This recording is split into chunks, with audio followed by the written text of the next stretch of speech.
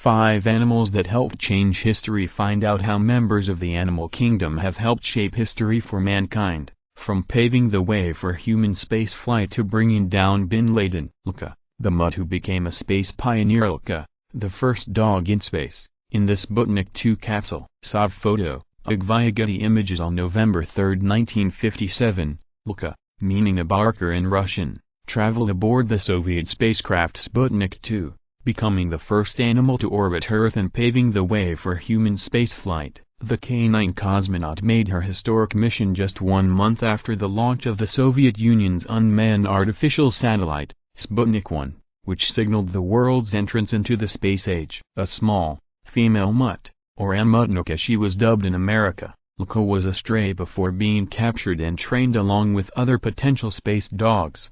The Soviets preferred to use strays because they tended to be hardier than housebound hounds. Although Soviet officials initially claimed Ilka survived aboard Sputnik 2 for about a week before perishing, in 2002 it was revealed she died a few hours after blastoff due to overheating and stress. After circling Earth more than 2,000 times, Sputnik 2, with Laika's remains inside, burned up upon re-entering the planet's atmosphere in April 1958. In August 1960, Soviet space dogs Belka and Strelka became the first animals to circle Earth and survive. Less than a year later, on April 12, 1961, Soviet pilot Yuri Gagarin became the first human in space. 8 years after that, on July 20, 1969, the Americans put the first man on the moon with NASA's Apollo 11 mission. Jeremy, the carrier pigeon who saved U.S. troops in World War I during the war, Jeremy, a friend in French,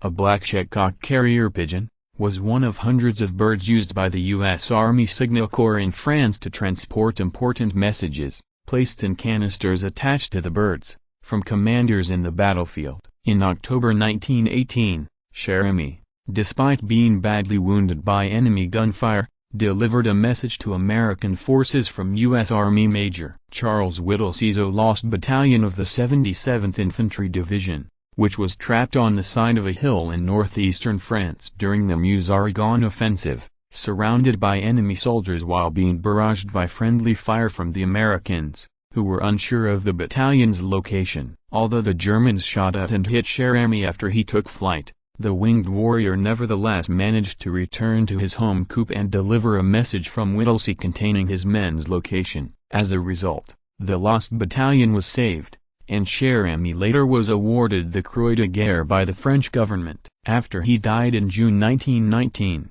the famous bird was preserved by a taxidermist and put on display at the Smithsonian. Cairo, the dog who helped bring down Osama bin Laden on May 2, 2011. Cairo accompanied the team of U.S. Navy SEALs who killed al-Qaeda leader bin Laden during a raid on his compound in Abbottabad, Pakistan. The mission ended a nearly decade-long international manhunt for the notorious mastermind behind the 9/11 terrorist attacks. Just as many details about the members of SEAL Team 6 who were involved in the covert operation remain classified. Specifics about Cairo are largely unknown to the public. According to various news accounts, the K9 warrior's role was to help patrol the compound and attack any enemy fighters who might appear. Cairo is believed to be a Belgian Malinois, a breed that bears a resemblance to but is smaller in size than the German Shepherd. The Malinois is prized by the U.S. military, which began using canines extensively starting with World War II,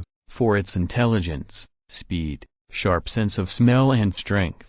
The dog's powerful jaws have earned it the nickname Alligator. Since the bin Laden raid, Cairo's whereabouts have remained a mystery. However, it has been reported that shortly after the mission, when President Barack Obama met with the SEALs to congratulate them, the commander-in-chief also asked to meet Cairo, who was waiting in a nearby room. The rats and fleas that took a big bite out of Europe in the Middle Ages in the mid-14th century, a deadly pandemic dubbed the Black Death wiped out an estimated 1/3 or more of Europe's population, or some 25 million people. At the time, the cause of the Black Death was unknown, though some people believed it was a plot by Jews to kill Christians while others attributed it to such things as an earthquake or punishment from God for sin. Researchers later identified the culprit as plague, an infectious disease caused by the bacterium Yersinia pestis, which infects rats and other small rodents and is typically transmitted to humans by the bite of infected fleas. The rat-flea disease-carrying combo was formidable. Rats are highly adaptable,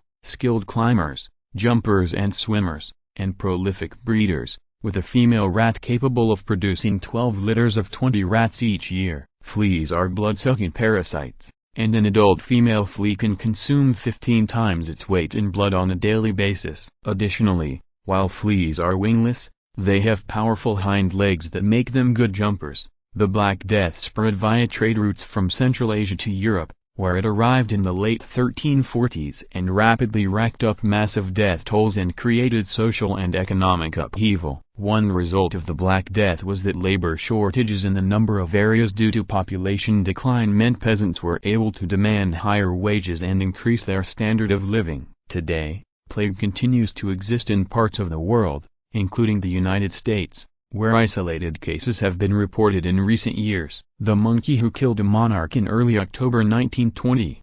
Greece's King Alexander was walking through a garden when his dog got into a skirmish with a pet monkey. When the monarch tried to break up the fight, another monkey swooped in and bit him. The king's wounds became infected, and he died on October 25. At age 27, Alexander had been crowned in June 1917.